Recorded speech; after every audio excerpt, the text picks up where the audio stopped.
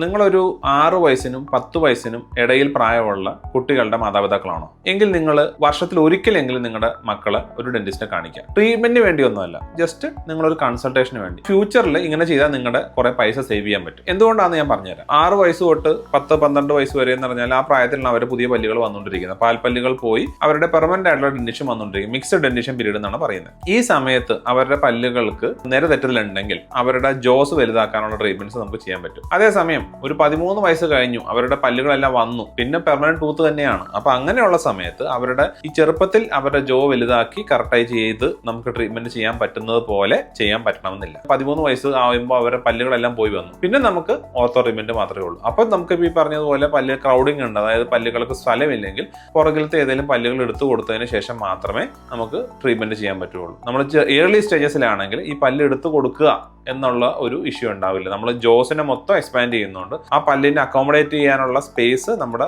താടിയെല്ലുകളിൽ ഉണ്ടാവും. അപ്പൊ നമ്മൾ പല്ല് നിരയത്വമാക്കാൻ വേണ്ടി പല്ലെടുത്ത് കളയേണ്ട ആവശ്യമില്ല. അപ്പൊ എത്രയും പെട്ടെന്ന് നിങ്ങൾ ഈ സമയത്തിനുള്ളിൽ നിങ്ങൾ വർഷത്തിൽ ഒരിക്കൽ നിങ്ങൾ ഡെന്റിസ്റ്റിനെ കാണിക്കുക.